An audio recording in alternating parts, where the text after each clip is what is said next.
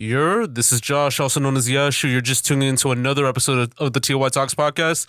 Happy New Year to everyone that's like kind of enjoying life right now. 2025 onto like a great note and all that. You know, you definitely get this on all platforms: Spotify, Apple Podcasts, YouTube, Buzzsprout, much more. I'm gonna get it started, So I know I'm just like using like a New York accent for a bit too, but I'm gonna like dive deep onto like the Toronto culture for a bit. So we have like one of like the rising greatest like videographers in the Toronto creative scene and all that too, has worked with like a lot of people like Dear God, DoFlame, Bearing, Scab, Just John, Marlon, Skip Waiters, much more and all that too. Has won an award for like audience favorite at the 2023 Toronto International Music Video Festival. You know, has worked with like Ford and Zeno Certified, and you know, for like the Ford rap program. So you know, we have Noah Douglas, also known as like LILMANPURSE, like on the pod. How are you doing today, man? I'm doing great, man. How are you? I'm doing right, you know. And I mean, we dive deep onto like a lot of like interesting stuff too, like prior to it and all that. And like, you know, we actually had our first conversation at Max thing last year and all that too. Like, and then you know, we introduced each other. I talked about like how like I have like a podcast and all that where I've had like Mac and like all those like other people and all that too. And you know, seeing you like a couple years back winning your first award at the 2023 Toronto International Music Video Festival for like the DoFlame video, like that was like amazing to see. That video was like very like amazing, like from that jump too, and then it led to like a lot of like stuff like either like even like further and all that too with just, you know, being a juror, just like even like working with like a lot of like bigger artists like Just John, Skip Waiters, who have like a lot of like critical like acclaim like in Canada and all that too, like in terms of the music. So it's amazing to see, you know. Yeah, I mean, that was a great introduction. Thank you very much. Yeah, that's facts, man. So I want to like kind of like get it like started for a bit too. So you grew up in like Brampton. So Yes, sir. what was like the environment like for you growing up in like Brampton? Like which ends did you like kind of grow up? I grew up like I was born around like the Sandalwood Kennedy, kind of like the middle of Brampton, but I really was like I grew up properly in Sandalwood Chinguacousy. Shout out F Block. I went to Fletcher's Meadow, Fletcher's Ghetto as it's also called. Like Tory Lanez went there, 4L Entertainment went there. It was interesting. Is I don't know. I had a not a normal childhood in the sense that like I was always obsessed with like movies and videos and video work and stuff since I was like 5. So I kind of was a little bit more. I isolated myself a little bit more because I would just like spend my weekends like making little animations or something like that. And I had like, you know, I had friends and everything, but I didn't really like, you know, get out and about and do any of the typical Brampton stuff, which I mean, I don't really know what that even is because nowadays Brampton is a lot different than it was when I was a kid. But yeah, no, it was, I guess, pretty average. It was, you know, it was fun. I lived on a cool street right across the street from like a forest, so I got to spend a lot of time in the forest. And yeah, it was fun. Okay. And I'm guessing like you were like more like a TV video game guy, like growing up, like watching like a lot of like shows, movies, playing like a lot of like the games and all that, right? I wasn't a big video game guy. I was always like, the thing I spent most of my time was watching The Simpsons and movies and like specifically the making of movies. Like I would get the DVDs and I would always ask my dad, I'm like, make sure it has the special features, the making of, the behind the scenes. And I would always, because that's what I wanted to know how they made stuff, right? Yeah, nah. Like I know a lot of people are like, the movie magic is like, I wanted to know how the tricks were done. Like since from an early age, you know? Sure, yeah. So that's how I spent a lot of my time.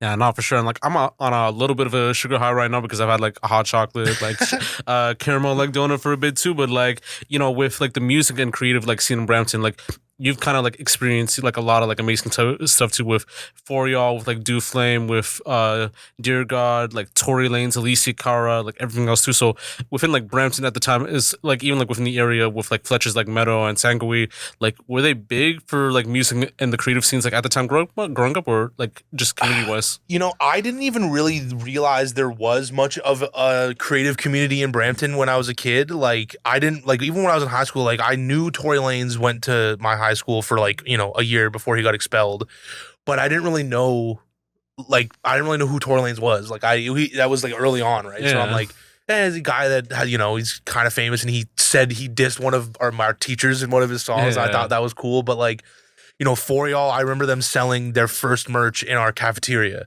and I was like, oh, those guys are cool. And then like, you know, a couple years later, they're doing shit with Drake, and I'm like, damn. Like Jay and Trey, man, they made it. They made it. So that was when I kind of realized, I'm like, damn, like there's some smart people in Brampton, and I when I was in high school, I did a lot of I was in the arts program and stuff. Well, I mean, I did a lot of art classes because I was like I want to do drama, and we had a film class in my high school, which was cool, and like media arts stuff like that. And that's when I started to meet other people that were also creatives. I'm like, oh, there's other creative people out here. It's not like I'm not alone. And then once I the first person I ever did like a big video for, like that I got paid for, was when I was in high school, and it was this guy named, weird name, but shout out him, Stalin with 2 A's. He was like an old school boom bap guy, and he had this song called Bret Hart. I love wrestling, so I think I just had an ad on Kijiji like, I'll make your music video for like $100. And he hit me up and he was like, yo, I got the song called Bret Hart. And I'm like, perfect, I love wrestling. And we went to this like boxing gym, and he had a band with him for some reason, just like a bunch of like middle-aged white dads. And he was doing his thing, and it was a great song, and it was like a fun video to make. And I look back at it now, I'm like, damn, I've come a long way, because it's like so many things like I wouldn't do that now. I wouldn't do it this way now. But that was like my first introduction into like professional music video directing. And then I got connected with there's a guy, he was named something different back then, but his name now is Toby. He went to St. Edmund Campion, which was the sister school of Fletcher's. Yeah. Him and Tory Lanez used to rap battle. Yeah. That was a big thing. Yeah. Yeah, he was Toby Tech Rhymes back then. But I did his first music video called King of Pop. I don't even know if it's still out there anymore, but it's also cool to see that guy's like winning Junos now, and like, yo, he's really out there. So yo, shout out Toby. I don't even know if he remembers me, but yo, shout out. But I really, really realized there was a creative scene in Brampton when I started working with hardcore kids, like the punk scene and hardcore, because my brother went to Mayfield. My younger brother went to Mayfield, and he met this guy there, and it was Dear God, Robert. Shout out Robert. I'm gonna do a lot of shout outs today, but I remember Robert hit me up, and I was probably like 19 or 20, and he was like, "Yo, your brother says you do video work? You still do that?" I'm like, "Yeah." And I had no camera at the time. I had gotten rid of my camera, and we rented a camera. We shot this video for when he had a different name back then. I don't know if he wants me to even say it, so I won't.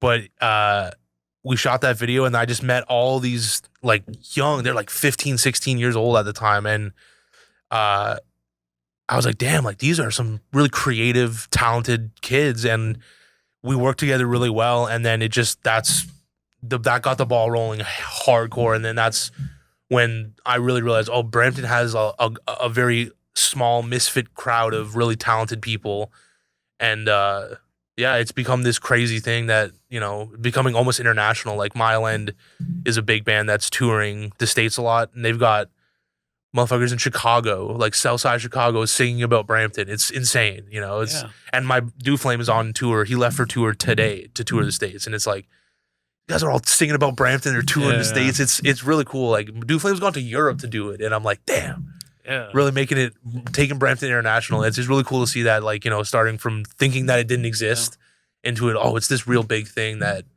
well, not big, but the energy's big. It's a small misfit group, but a lot of energy there. Like I remember like seeing like Dear God. Like I think back in like 2019.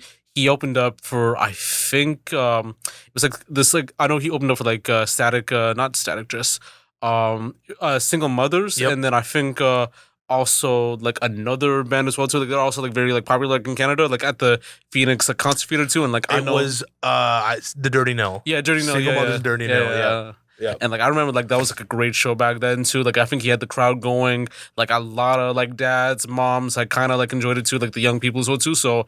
And like that was early on, man. That was early. And I knew he was gonna be like a star, like from that jump too. Like he had got like co-signed like by CBC. Yep. Had worked with like Just John and all that too, and like even like doing shows and all that. So it's amazing to see. So yeah, man. Shout out Dear God. Yeah.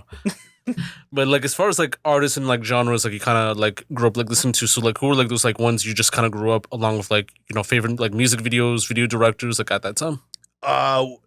Well, I didn't really grow up really like watching music videos necessarily. Like I was raised on classic rock. Like my dad raised me on the Beatles, Pink Floyd, Zeppelin, Frank Zappa. But he also had my dad's big into a lot of more modern alternative stuff like Queens of the Stone Age, System of a Down. So I was exposed to a lot of different kinds of music as a kid, but I really gravitated towards a lot of classic rock and heavier stuff, but not like metal or anything, just like hard rock. And then when I got into high school, I really got into metal, and then I only liked metal. I was like, metal's it, man. That's all I want to listen to. Like, I became like one of those elitist dickheads that's like, fucking metal or nothing. And then one of my friends was like, you gotta start listening to rap. I'm like, no, man, that's bullshit. Fucking metal, that's all it is. And then he's like, just trust me. And he had this crazy speaker system in his car. Shout out Darnell. He was like, yo, he played me ASAP Rocky's Jody, and the subwoofer was the size of the trunk, and it just was blowing my ears. I'm like, yo, it's because it had that like metal energy, right? Where I was like, oh, this is sick. And then my other friend was like, have you ever heard of, Biggie Smalls? I'm like, of course I've heard of him, but like, I don't listen to rap, man. I'm a metal guy. And he's like, just listen to this. And it was Suicidal Thoughts by Biggie Smalls. And I was like, damn, this is sick. And then I got introduced to Tyler the Creator and Odd Future. And I'm like, okay. And then I got out of that phase of just being into metal. And I was like, I'm just going to listen to everything. And I don't really discriminate now. I'm just like, if it sounds good, I like it. So that's fine. It's tough to like be like, I listen to this because I could go on for an hour, be like, this genre, this genre, this genre, just whatever sounds cool. I'm into it all. Yeah, no, for sure. And like what I kind of like about like like your style and your energy too. It's like I think it's like just like out there too, just like with the style, the abrasiveness and all that too. You just have like a great like vibe to it. Was it something that was kind of like honed in from like the start of like birth until now, or like were you like kind of different from a certain point like in time and all that? Like, I don't know. I feel like I've always just kind of, I don't like rules. I think that's why I like connected with the punk and hardcore kids so much, because like that's the whole thing, right? Is like, rebellion and all that shit. And I was always too much of a pussy to rebel for real. And then, but I never liked the rules. And then I was like, oh, but I'm finding other people that's like, maybe, maybe we can break the rules a little bit. And then that's I think that's probably where the style comes from, is just like, I didn't go to film school. I got out of high school and I was just like, fuck it, I'm doing this my own way. Because I didn't want to be in school anymore. Because like I said, hate structure, hate rules. And I got really into the DIY aspect of everything. Like, I don't have money to hire a crew, so I got to learn to do everything. I got to learn how to do lighting. I got to learn how to film. And I love filming stuff. I've always been filming stuff, but I got to learn how lenses work properly. And I got to, learn how to do the post-processing workflow of, color grading and VFX and basic like editing and like, sound editing and just everything, like graphic design for titles. And I just got really obsessed with the idea of just being able to do everything, so I didn't need other people. But now that I've progressed in my career, I love working with people, but I still like to do as much as I can because I enjoy the process. Like, I really enjoy having my fingers in the pie through the conceptualizing of the idea through to the delivering. I like to do as much as I possibly can still, because I don't know, it's like watching, it's like sculpting something, right? It's like, you start with a lump of clay, and then a lot of times it's like, if you're just directing, it's like, you get to kind of make a couple of changes and then your part's done and then someone else finishes it off. But I'm like, I like to, rough it out in the directing and then put it all back, like do the fine touches and stuff. And I like to have my hands on it at all times. And I think that's probably where the style comes from, is just, I want to do it all and I want to be able to have control over everything. So like, I have the, when I work with the artists, like we have the vision and I'm able to help them carry that out from the beginning to end. Okay, no, that's facts. Without too much interference. Yeah. And like, as far as like the drive goes, like what was like that drive that like kind of inspired you to like, hey, I could like take this like seriously, like make some money, give back to my family, like have some money for a car, like save like for friends and all that too. So it's never really been about, I know this is probably like, it was never about the money at first. Like, it was just, I love doing it. I've been wanting to do this. Like, I've wanted to do something with film since I was like 5, right? So, and I never really knew how to do that because I always thought making a movie or doing this would be impossible because it's like, it requires millions of dollars and thousands of people, or that's what I always thought. Yeah.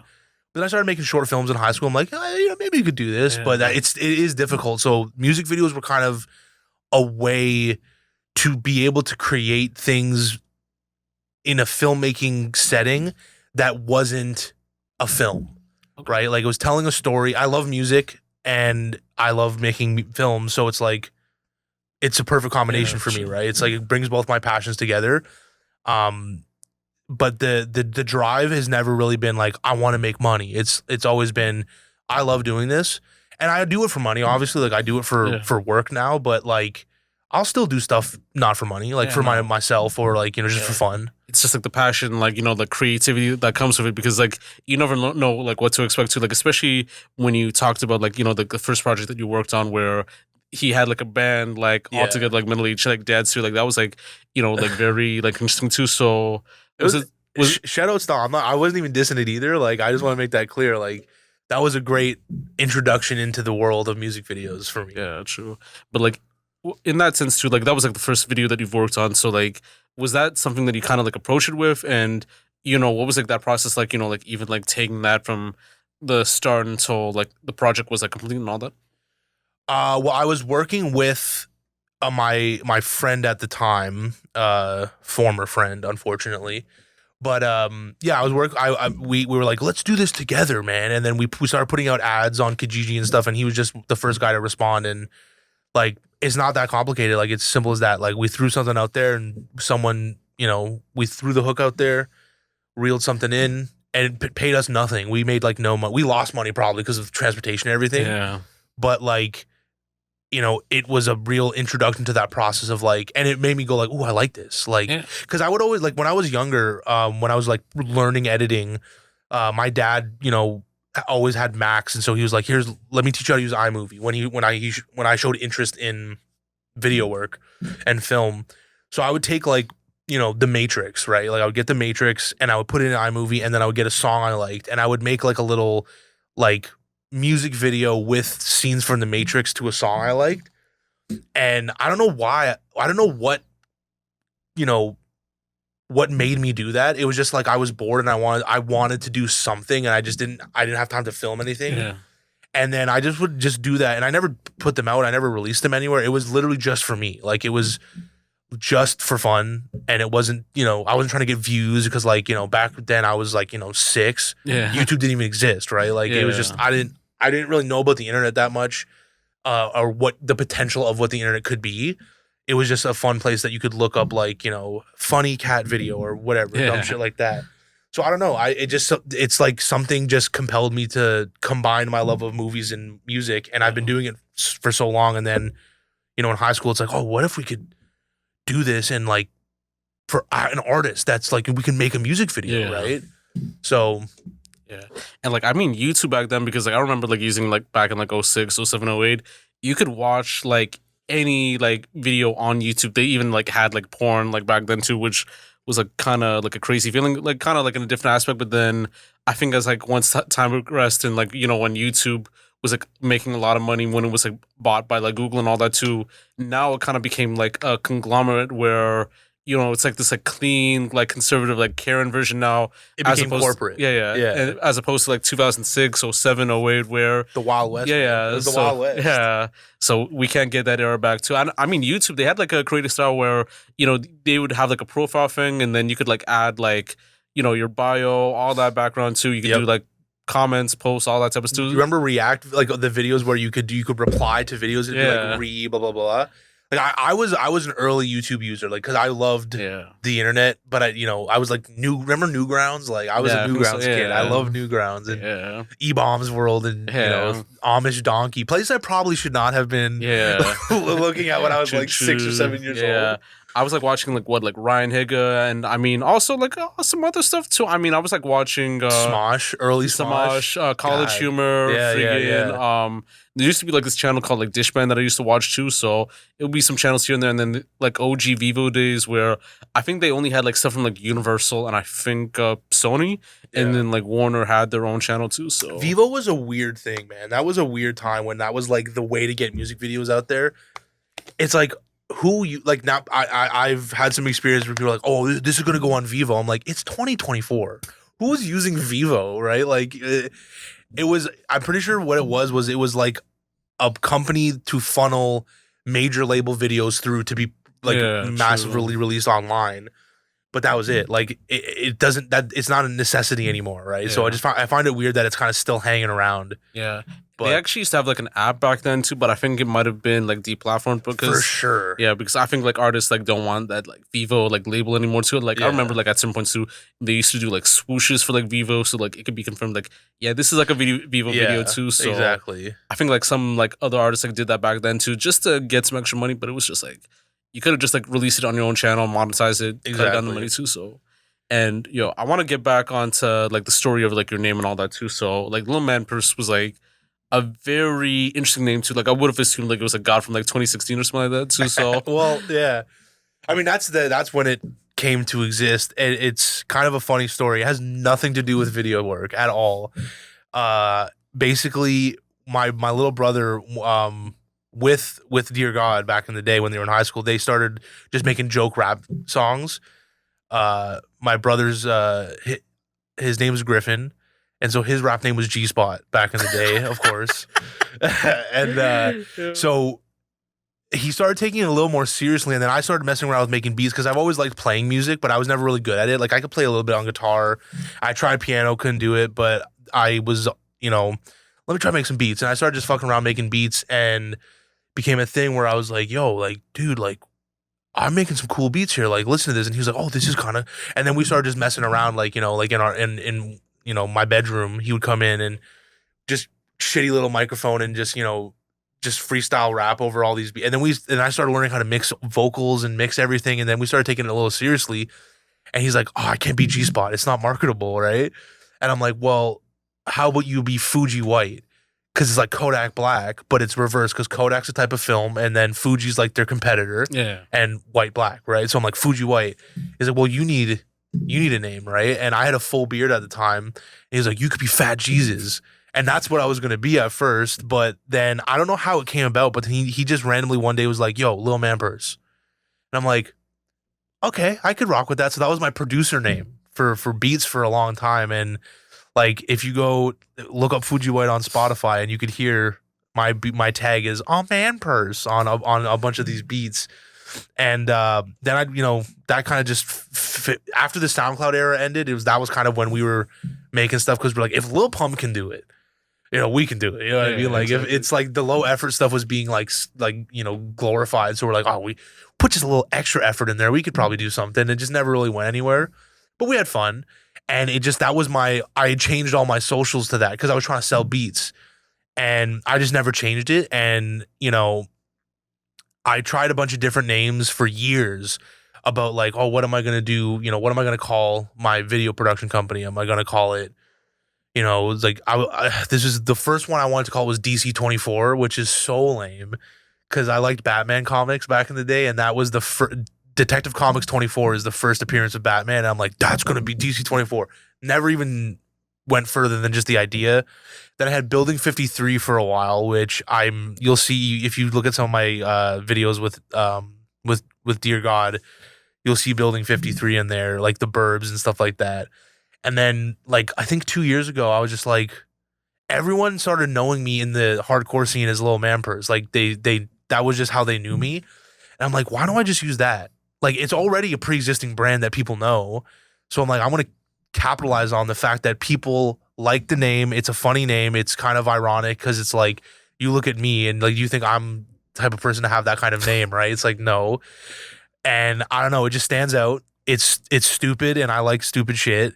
So I'm like, hell yeah, fuck it. LILMANPURSE Media, that's me. Yeah. And that's the kind of the story of how that became my thing. Exactly. I think if you want to add like an icing like on top of the cake and all that too, like getting a Go-Yard bag to kind of confirm that would have been like pretty dope. Oh, I had a Supreme side bag.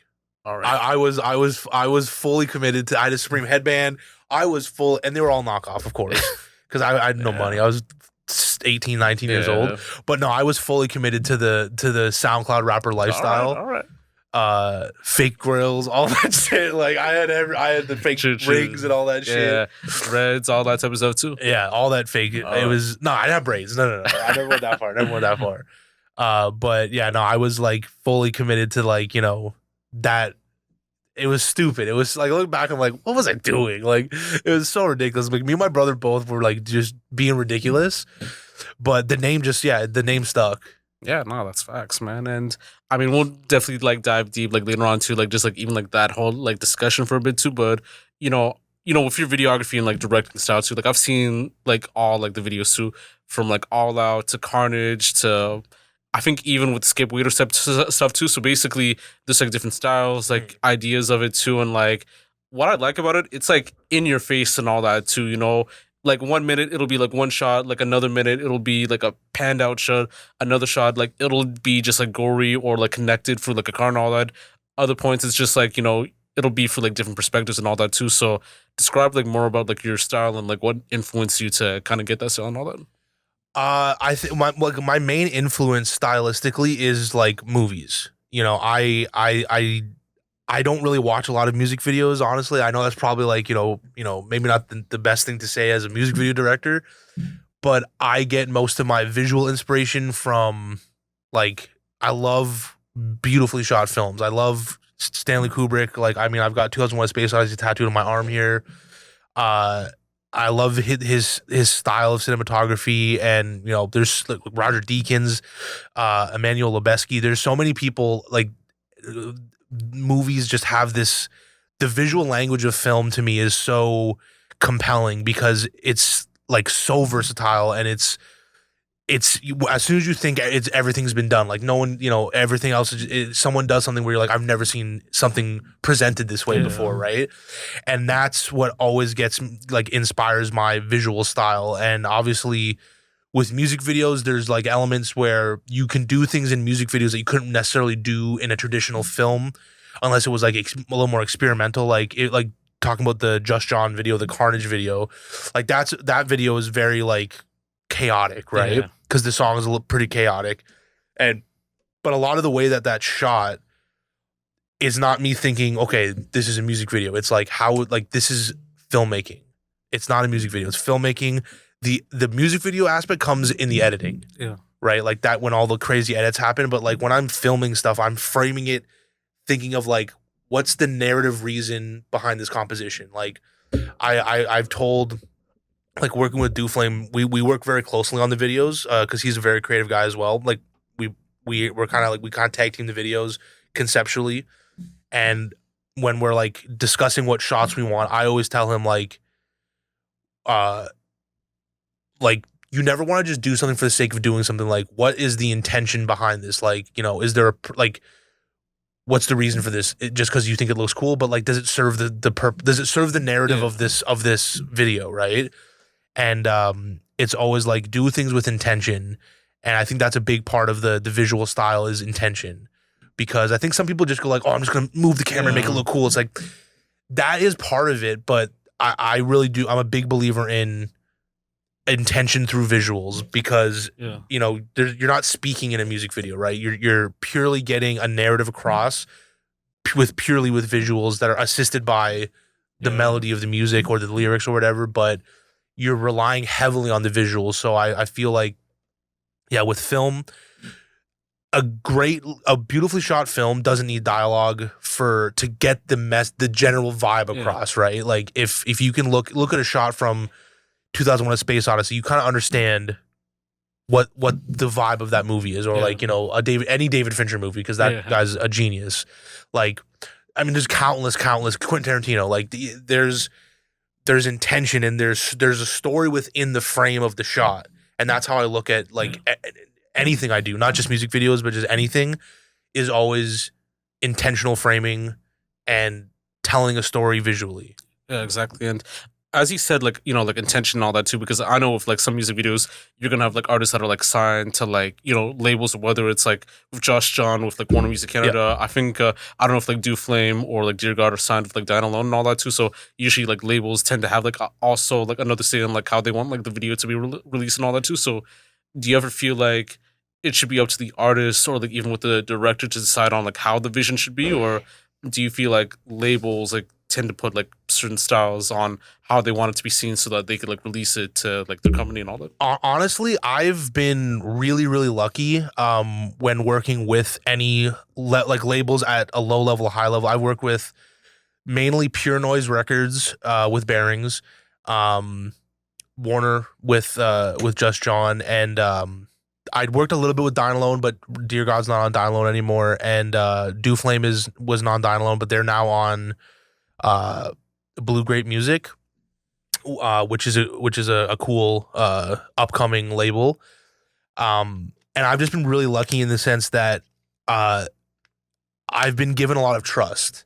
Like when Warner approached me for the Just John video, it was like, hey, Just John likes your stuff.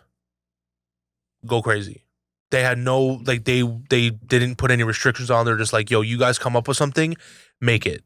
And it was like, wow, like that was when I was like, damn, okay, maybe I'm doing the right thing. Cause it's like this major company is coming to me and being like, you have carte blanche, here's money, make it. All right. And it's like, you know, when I worked with Dynalo, the same thing. It was like, they gave us a budget and they're like, we don't care what it is, make it as long as it's cool.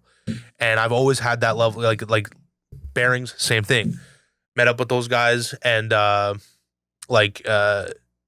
manager hit me up and we're like, hey, want to do a video? These guys like your stuff.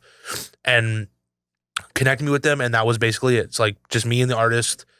I've been given a lot of trust. So I don't have that experience of like, you know, the label like lording over you or anything like that. And I think that's just because I built a reputation doing the DIY stuff. Yeah. Where, you know, I've proven myself enough where they're just like, you know what you're doing. Go for it, right? Exactly. I'm sure I will eventually experience something where it's like, okay, we needed like this is very like restricted, but so far so good.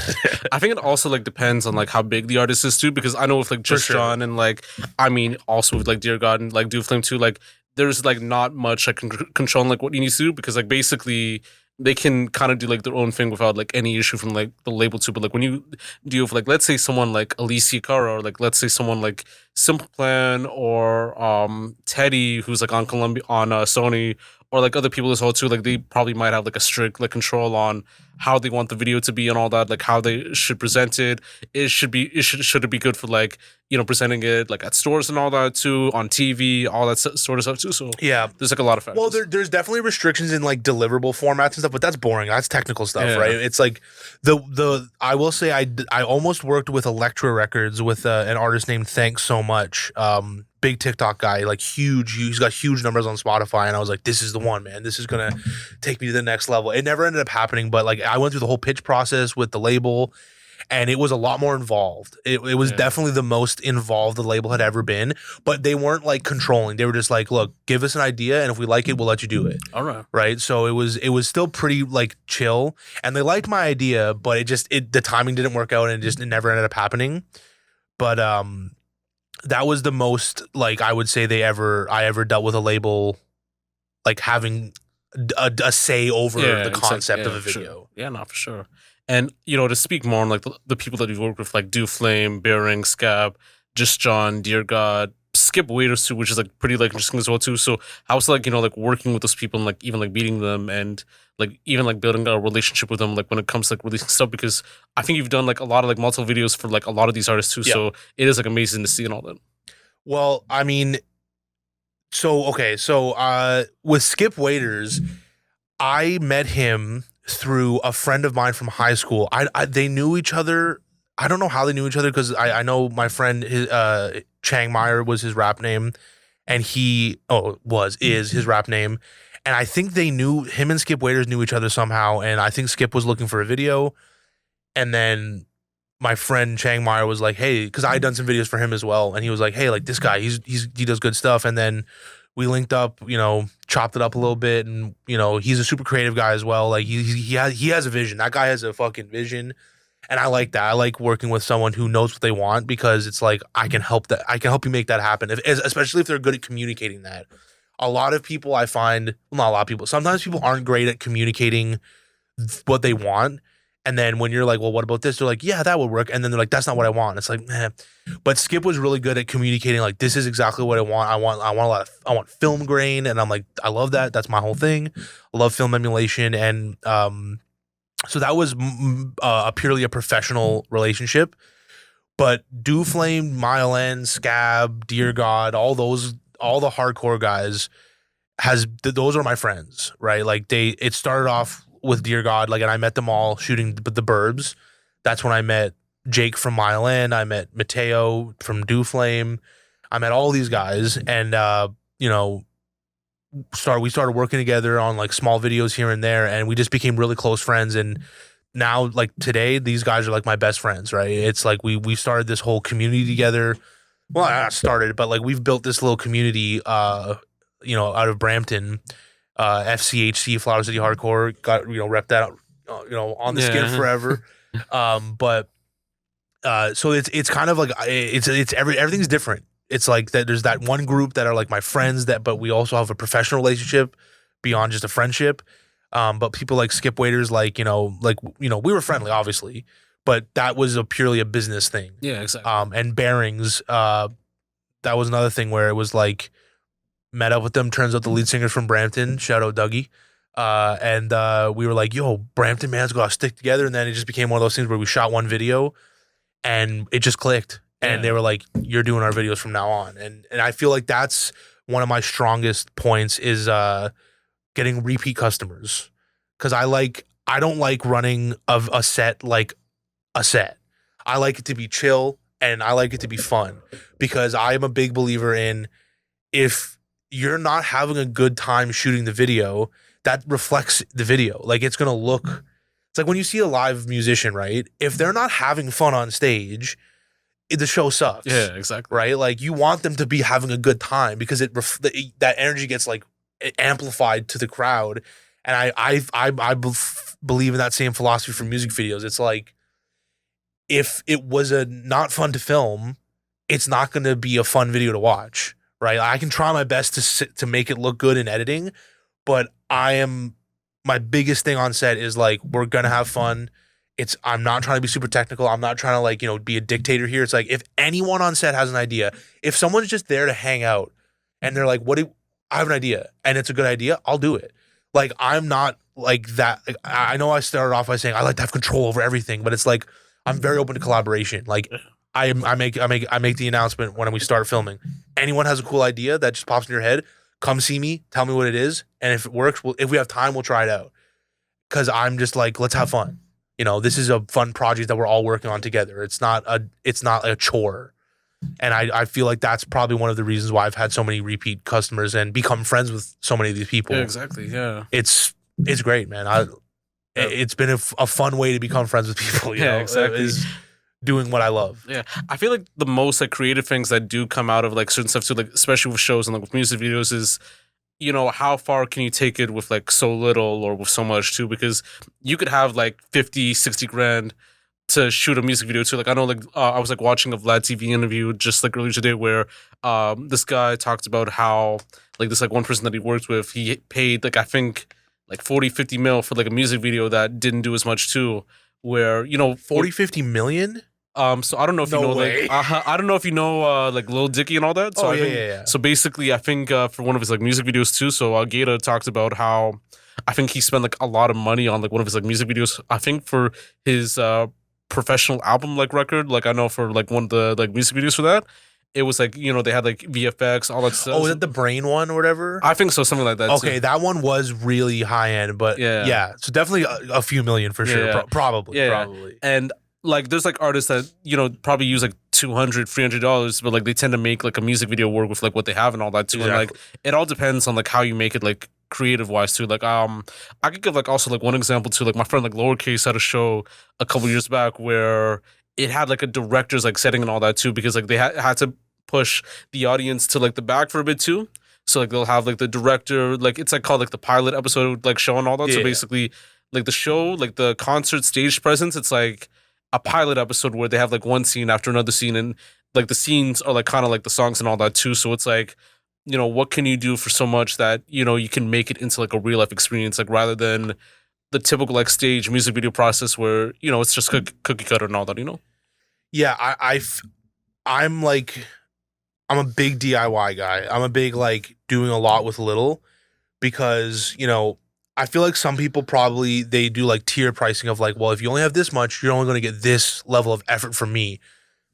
I put the same amount of effort across the board. I don't give a shit.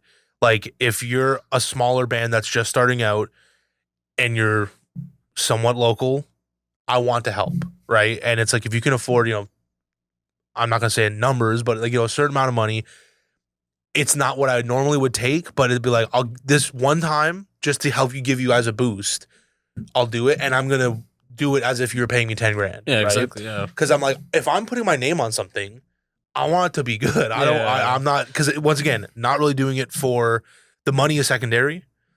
This is my life's work. Yeah, exactly. So everything I do, I put 110% into. So it's like, no matter, even if it's just a fun, free little thing with just doing it for myself with my buddies, I'm like, want it to look like a movie, or I want it to look like whatever we're trying to make it look like, right? Yeah, Like exactly. Yeah. I've done things for literally no money, right? Like the All Out video that I won a major award for, like cost nothing. We had no money. Like all we spent money on was basically we rented a U-Haul. I think that was basically it. That was all. That was our main expense. Yeah, true. And I got paid a little bit of cash, but like for all intents and purposes, like that was a zero budget video. Yeah, exactly. Yeah. So, but if you look at that video, would you think it had, like, I tried to put the effort into it to make it look as good as it possibly could, even though we had no money. And I'm like, I don't know. I think some people are like, well, I'm not getting paid a lot, so I'm gonna put low effort. It's like, then you're just doing it for the money, man. Yeah, exactly. Like, you're doing it for the wrong reason. Yeah, exactly. It's like if you don't want to do it for low money, just don't do it. Yeah, exactly. Yeah. It's like, I don't know. Yeah, that's facts. And I know that you also like worked like corporate for like one bit too with like some of the video stuff. So you worked with like Ford and like Zeno Certified, so for like the Ford rap program. So how did that come about? And like what was that experience like, doing like corporate stuff? Well, that was actually my full-time job for a while. I worked at a company called XIX. They were a startup company. Someone I knew, a friend of mine had a friend in high school that, he's a mutual friend, and, COVID happened. I had lost my job. I was working at a hospital. I lost my job, and CERB had run out, and I was getting real desperate. I was about to work at an insurance company. I'm like, well, this is it. Like, I was depressed as hell because I don't want to work at a fucking insurance company. Like, I have to be answering phones all the time and just like talking to people in the worst time of their life. Their house just burned down. They just got into an accident. Like, all these. It was 2 days before I start that job, I get a call out of nowhere from this guy, and he's like, hey. And I did a couple things for this company when they just started very, very early on. I helped them with a few videos, like here and there, like for like, $100 here, $100 there. And then, didn't hear from him for a while. And then he called me that one day, like 2 days before that insurance job was supposed to start. He's like, hey man, how would you like a full-time job doing video work? And I was like, I mean, it's literally that's my dream. And he brought me on, and I was there for a year and a bit. And, the company ran into some financial problems, and I got laid off. And that layoff turned into a bit of a permanent thing. But then they brought me back on a contract for this Ford project. And that one, remember I was saying how the music videos is like very much like they just let you do your thing. They do not let you do your thing with this. It's very much like the client wants it this way, and it needs to be exactly this way. Yeah. So, it was a fun project to work on because I'm just like, I'd been working at this company. I had heard all about, we're trying to get this Ford deal, and then they finally got it, and it just kind of sucked that I was no longer employed there. But at least they threw me the bone of giving me that contract to do that one video. Yeah. But yeah, that's how that came about. It was just kind of like serendipitous. I just got lucky. It just, a phone call that saved my fucking life because I was going to work in an insurance company. Sure. Was that something that you would like try to do again, like if you had the chance to, or like do you want to only like stick with like music videos and all that? Well, I mean, I am doing it currently as like not that exact job, but I have a full-time job working at a lighting company, and I'm the marketing guy. I do all their marketing material. So like, right, like basically what I'm doing is I'm going through all their fixtures and getting CAD models of them, and then animating them and making them look nice and presenting them like this is all the specs, this is all the stuff, and it's a lot more fun than. Because they I've earned their trust where they're kind of just like, do this fixture, do your thing. Like, we trust you. You do good work. So I do work full time in the corporate space. But freelance music videos is still a huge part of my life. That's I have a lot of passion for it. But this year I'm doing a lot of short films. So I'm probably gonna slow down a little bit. I mean, I say that, but I probably am just gonna overbook myself and burn out pretty quick, but as I always do, because I'm always looking for the next. It's like I'm chasing a high, right? It's like I love making videos and making film stuff so much that I'm willing to put my own mental health and physical health to the side to do stuff. Cause I'm like, this is cool stuff. Yeah, Working with cool people, making cool shit. Cause, you know, Yeah. I don't want to pass up any opportunities. Yeah, exactly. And you know, to even like get more onto that too, because like you won like the audience favorite for like All Out and all that, to explain like the backstory about that too. So what was that experience like when you won, like, and how did you feel like when you received it initially, and the impact like afterwards and all that? Well, I went into that festival, like, because I met Mac at a Dear God show at Toronto Style. And he was very drunk, and he was like just talking to me about like, you know, how do you, Dear God, I just fucking love Dear God, man. I'm just like, yeah, he's a great man, I love him, man. They're so much fun. And he was just like, he's like, yo, he has this music video, and like me and my buddies, it was like that was our thing. Like every Friday before we would go out, we would start our night by taking a bong rip and watching The Burbs. Have you ever seen that music video? And I'm just like, he doesn't even know. I made that, like, and then I'm like, yeah, man, of course I know that video. I made that video. And he went, what? Dude, I'm starting a music video festival. And I'm like, yeah, this is drunk talk. And he's like, here's my Instagram, you know, blah, blah, blah. We connect on Instagram. And I'm like, I'm never going to hear from this guy again. Yeah. Next day, I get a message about the Toronto International Music Video Festival. I'm like, motherfucker wasn't even, this guy was telling the truth. I was like, that wasn't just drunk. I mean, it was definitely drunk talk, but it wasn't just empty drunk talk. Like, he backed that shit up. Yeah. And so I wasn't going to even submit. I was just like, nah. And then I'm like, you know what, fuck it. I submitted, and I thought, I'm like, probably not even going to get in. It is what it is. And then when I got selected, I was like, damn, I got selected. I'm like, there's some bias here. There's got to be bias, right? Because it's like, I don't know. But once they announced the nominees, I wasn't on the nominee list. And I'm like, okay, I knew it. I knew I wouldn't win. So I went to the festival just because I wanted to go and see my thing, right? Because I knew it would just get screened. Yeah. I wanted to see it on a big screen, but I'm like, whatever. I didn't win an award, so I don't give a shit. But I didn't really consider that the audience award, any video could win, right? Yeah. So my video, they showed All Out, I think third or fourth out of like 50 videos. And I'm like, oh, I'm screwed. No one's going to remember my video because it's like it's in the first 10 minutes of a 4-hour screening session. Yeah. And the video like immediately after must have had a budget of like $200,000. It was this huge, giant international. I think it was Korean. I think so. Or Yeah. I believe it was like in a fucking big volume, the LED volume with this crazy set, insanely high end. And I'm just like, oh, well, I mean, if that's what I'm up against, I'm fucked, right? Yeah. And I just remember, you know, they did and the winner of the audience award is, you know, we're calculating the thing. And I'm just like, yeah, get on with it. And then I heard LILMANPURSE, and I was like, I couldn't believe it. It literally like blew my, I had that moment of like, everything went quiet. I was like, did they, what? And I just remember I went, oh, like, I just like instinctively went, yeah. And I just like stood up and I was like, oh my God, like what the fuck? And I just couldn't believe it. I was like, this is insane. Cause the prize was a package from Ari, which is like the best camera company in the world. They make the best cinema cameras, and it's the white whale. Like that was my thing. I'm like, I'll never be able to shoot an Ari. Like I don't try to shoot. I always try to keep my expectations low. I'm like, maybe I can shoot on a red one day, but I'm probably not gonna get. Ari is like 2 out of my reach. And then I win this award where it's like, not only do I get to use one, it's like I don't have to pay for it, you know? So it was surreal. It was nuts. And then just getting to talk to everyone after who voted, because it was the audience voted, right? And I, you know, mingling with the audience and them coming up to me like, man, we could tell that your video, like, you know, like you guys had fun making it. And I'm like, exactly. That was my whole thing. We had fun making it. It's like, and it was like, it punched you in the face and it's just like, bow, bow, bow. And I'm like, yes, everything they were saying, I'm like, that is exactly what I wanted when I made this video. Like, that's what I wanted the audience to feel. And they were expressing that they felt those things.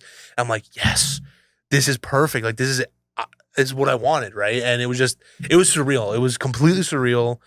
And, now Mac's a good friend of mine. Like, you know, it's a crazy turn of events, you know, bumping into a drunk guy at a show ended up being like a great friendship and a huge boost to my career. You know, it was fun stuff like that, man. It's fun, random things like that are always the best things of life. Yeah, it's like a perfect Shout like out Mac. Yeah, it's like a perfect like manifestation. Like I know Mac would like usually say like, "Oh, sure, bud," and all that too. So Yeah, I know like that's usually literally what I said. I'm like, oh yeah. All right, sure.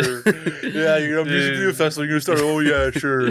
Yo, And then that motherfucker did it. He did that shit. And the second year was incredible. Like, you know, getting to be a juror on it was really cool. Yeah. And just seeing how much it expanded in 1 year. Like it went from 1 day to 3 days across multiple different venues. I'm just like, damn, he really did this shit. And like I can't wait to I'm so excited for next year. I can't wait to see what happens. I guess this year. I can't wait to see what happens this year because it's a great festival, great people involved, and I'm just so happy to be involved in it now as like part of the festival. It's just so cool.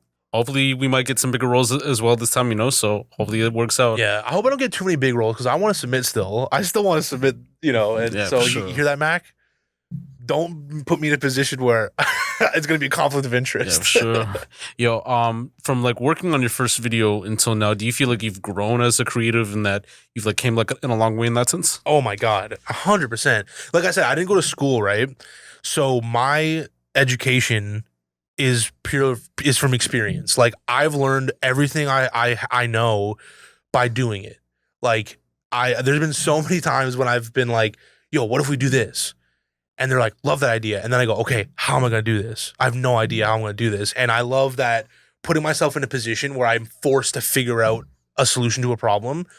And I'm sure if I went to school, it'd be a little bit easier to do that. But also, I feel school puts a lot of restrictions on how you can make stuff happen.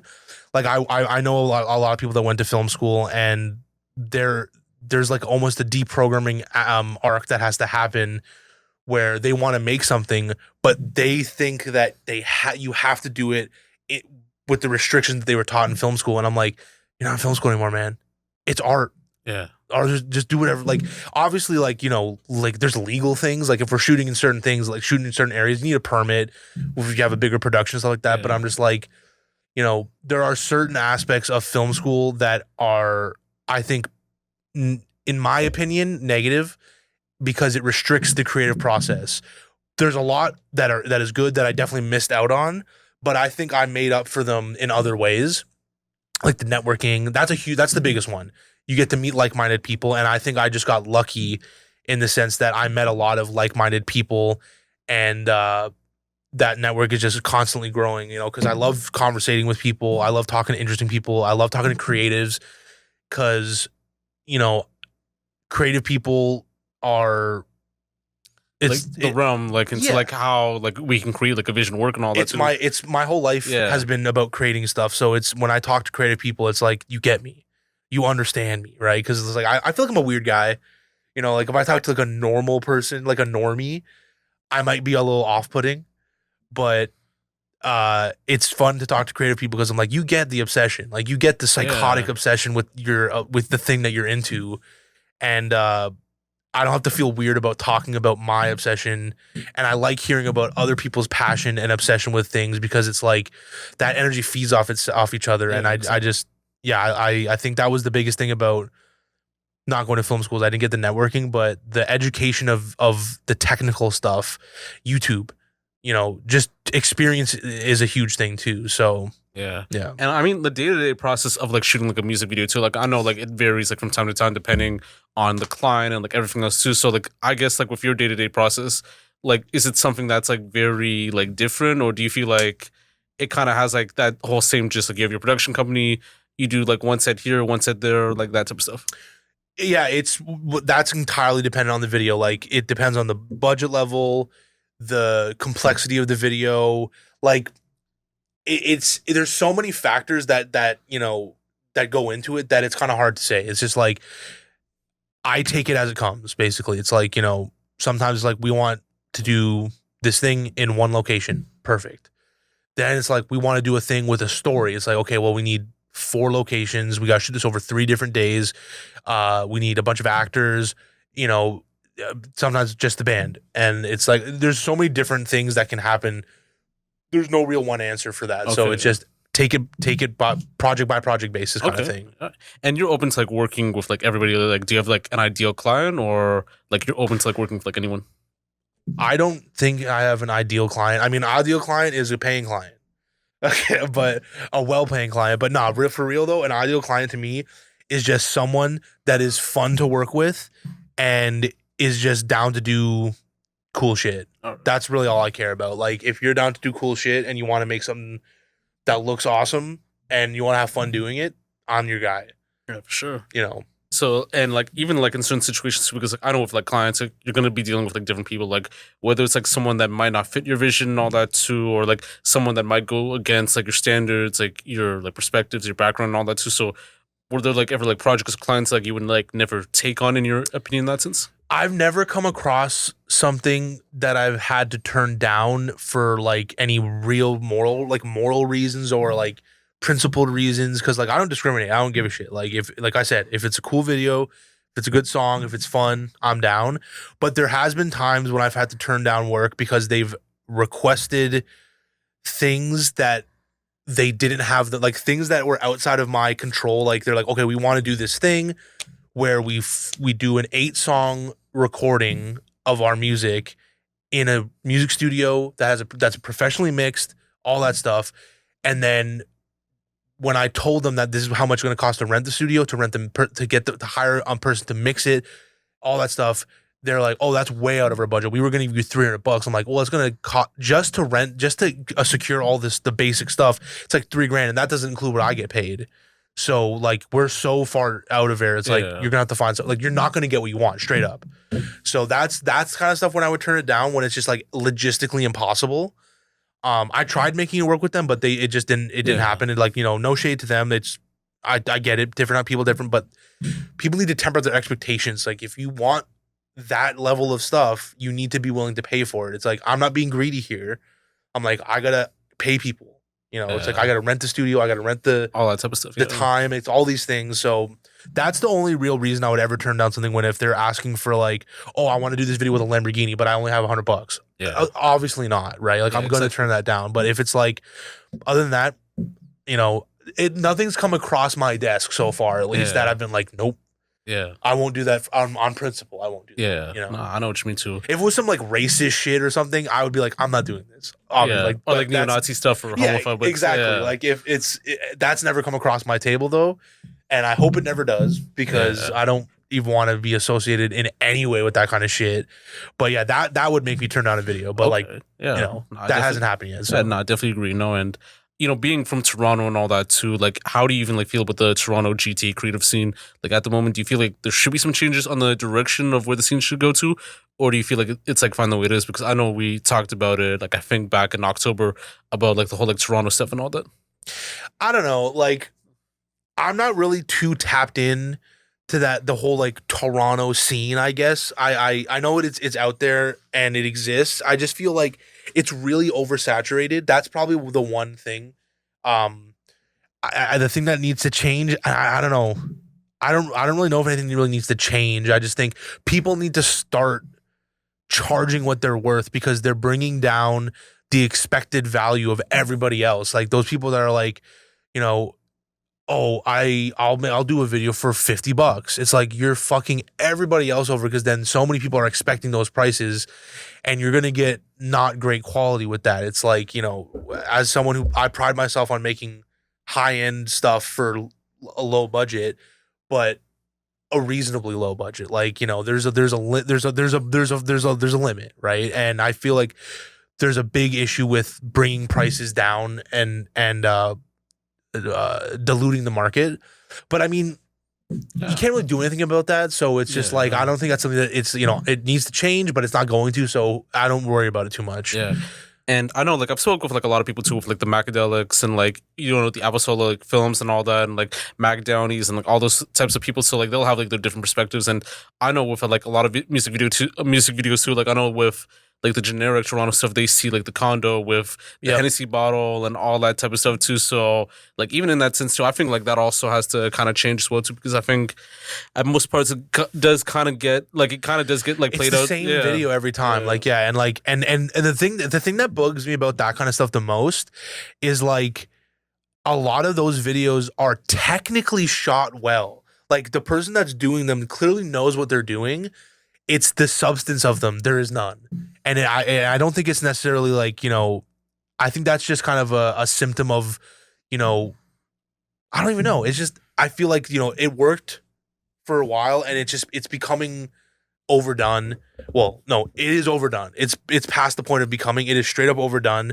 And I think people need to start trying to be a little, like stepping out a little bit more. Try telling a story visually more instead of just like, hanging out, partying, smoking weed, drinking Henny. Like that's fine to include in the video, but have little story beats. Have story beats in between. Like have the performance shots be like the party shots, and then have like a story being told, like a little short film. Yeah.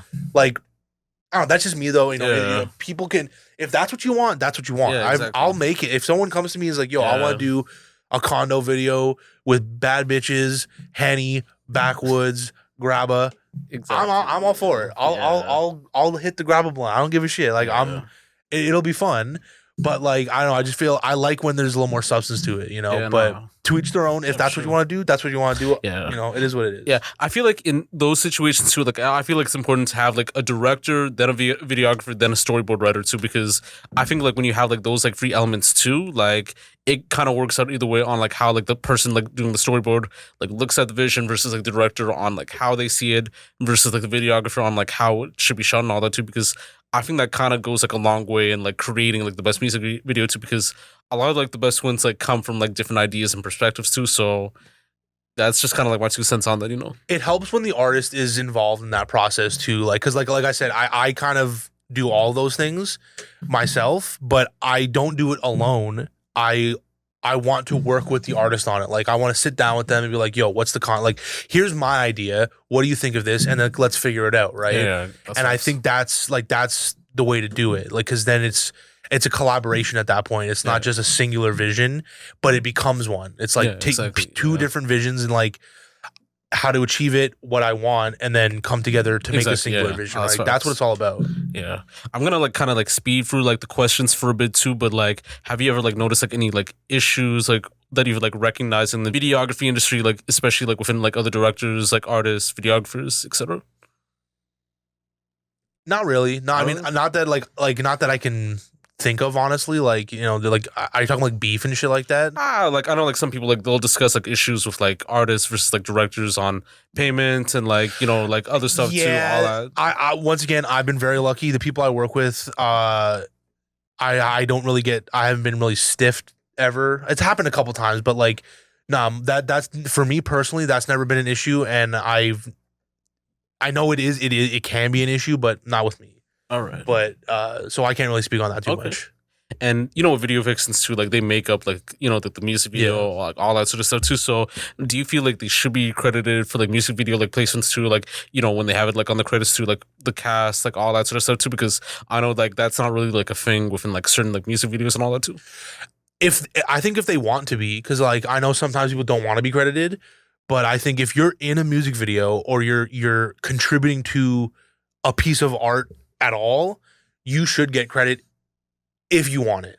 Like you can obviously withdraw credit if you don't. If you're like, I'm in the video, but I don't want my name on it. Sure, but I do think that people should get credited for the work that they're providing for the product. Sure, and I know you talked about like mental health as well too. So like how like mental health and like physical health is like very like important too. So how do you like deal with that and like with the amount of projects that you have going on? Like, do you feel like it's like kind of like overwhelming and all that? Oh yeah. I don't deal with it well. I have very little self-control when it comes to taking on projects because I love doing it so much, right? And I have a fear of like, if I don't take this one, I'm going to start losing opportunities. Like I always want to take the opportunity, right? Like I feel like I don't want to skip out because I'm like, I'm a little tired. I'm a little tired right now. I'm going to just not do this. It's like, nah. I want it so bad, and it's just like because it's all I've ever wanted to do since I was a kid. So it's just like I overwork myself, and usually by like mid-year to the end of the year, I get burnt out, and I just push through it, and then I get like a couple weeks off around now where things are a little quieter, where I can kind of like recharge, get back to normal, and then once the floodgates open and everything starts up again. And this year is going to be crazy because like I said, I'm working on a lot of short films and stuff, and that's a lot more work than a music video. So I'm ramping up for a pretty stressful year, but like it's worth it to me. Yeah, that's facts. And like for like a lot of people that even want to be in your shoes, like that even want to like do something like this, like what would you like advise them on how to like get started, like and all that, The joke is like I want to do the Serge Tankian answer where it's like, oh, what's your advice to young artists? Kill yourself. No. I don't know, man. Just do it. Like that's my like. I have probably not the most traditional advice because some people are like, oh, cool, go to film school. And that's great. Like, if you want to go to film school, go, because I definitely took longer to get to where I am because I didn't go to film school. But I feel like I learned a lot just by doing stuff. And I did it my way. And, I have no regrets about it. But yeah, just if you want to make stuff, just make it. Like, there's nothing stopping you. The resources that we have at our fingertips now, DaVinci Resolve is free. You have a phone that shoots 4K 120 frames a second if you want to do slow motion. Like you have access to anything that you could possibly want. Every piece of information that you ever need is out there. If you want to do it, the only thing that's stopping you is you, straight up. Like, just do it. It's not like, I don't know. Just do it. Yeah. Like, if you want to make shit, make shit. That's it's simple advice, but that's the truest thing. It's like that's what I did. I want to make stuff, started making shit, and now I get paid for it. Yeah, I couldn't say no, couldn't say more and all that. Like I definitely agree, and like you don't have like any regrets and all that, right? Nah, man. I mean, like I've had tough times and everything, but like builds character, dude. Like I've learned a lot. I've done a lot. I've met a lot of great people. I've met some shitty people, but that's life. Like life is all about experiences. Life is all about life is about experiences. That's my big thing. Like I like experiencing stuff, and I like, meeting new people, talking about things, learning about shit. And I'm gonna add a sub advice to my advice. Never stop learning. People sometimes are like, well, I know everything now. I'm gonna plateau. Death. You're dead at that point. If you keep yourself open to new things and new ideas and new ways of approaching problems artistically. Just art is constantly evolving. The business of art is constantly evolving, and you need to just be open to learning. Learning should be fun. If you are passionate about this stuff, learning is fun. Like, I love watching long videos analyzing cinematography of like, one scene in a movie where they're like going through every little detail of like, well, the color, the psychological analysis of all these things. Like it's the best. Learn, always absorb information about the thing you're passionate about, and then use that to create the shit, to do it. Yeah, no, I definitely agree too. And like, I mean, YouTube University is like always like free and all that. YouTube University, that's where I got my degree from. Yeah, exactly. I mean, we'll definitely like recommend that either way too. And like, I know you have like a lot of like short films coming up, so that might be like coming soon. But do you have any other stuff like going on like this year in terms of any other projects and so forth? And a few little things here and there, like nothing super solid, set in stone yet, because it's the beginning of the year. Just clean slate, everything's just kind of starting out. But yeah, got some fun projects I'm working on with some buddies of mine. I don't know how much I could talk about them, but yeah, we're working on some stuff that's going to be really fun. I'm having a really good time on the pre-production stuff, and I hate pre-production. So the fact that I'm having a good time with the pre-production stuff, I'm very excited for the production stuff. And yeah, a couple short films that I'm working on. I wrote a couple. I wrote one. I'm writing another one. My friend wrote one that we're shooting in the spring. The one I wrote probably gonna be shooting in the summer. And then in between all that, as many music videos as I can. Was just talking to a guy yesterday about doing a music video for his band. Super excited about that.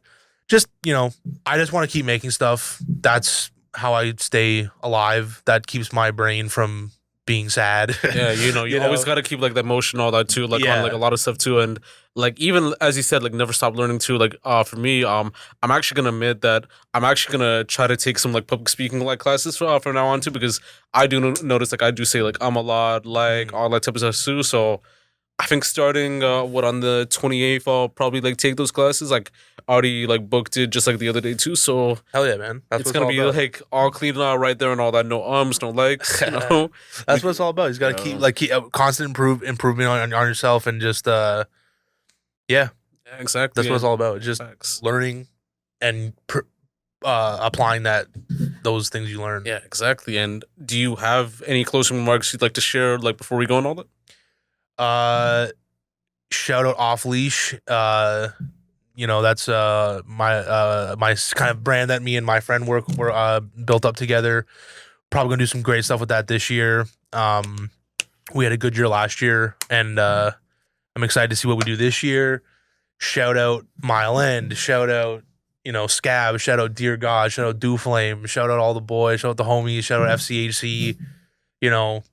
Shout out Montreal Hardcore. Shout out Alice. Shout out Alec. Shout out Mac Downey. Shout out shout out Mac Layla. Downey. Shout out Yoko Gold. Shout out like a lot of people who won the awards at exactly. the Toronto International Music Video Festival. Shout out to everyone watching and all that. And yeah, Noah, it was like dope having you on. Of course. Great conversation. We'll definitely have you back on and all that. Like I think with what we had started, I think like it could go on for like another one and all that too for like the next. Oh yeah. I can talk for hours, man. Yeah. I'm a yapper. Yeah, but I know with like timing too, like we do have to kind of like end it off right now, but like we'll definitely have it back on, like even like dive deep onto like more topics, sure. videography, like even like TV stuff and all that too. Like I know, like I'm not talking about whatever, man. I'm down. Yeah. And one last thing, just follow LILMANPURSE on Instagram. And then if you need a music video, hit me up because I'd love to make a music video with you. And like I said, we'll have fun. It'll be fun. I promise. Yeah, that's facts. Yo, this is Josh, also known as Yashu, another episode of TLOY Talks with the legendary Noah Douglas, also known as like LILMANPURSE and all that. Definitely check out his stuff, like with Carnage, with All Out, all that type of stuff too. Definitely like watch that too. You can get this on all platforms: YouTube, Spotify, Apple Podcasts, Buzzsprout, much more and all that too. Josh, also known as Yashu, LILMANPURSE, also known as Noah Douglas, signing off. Peace.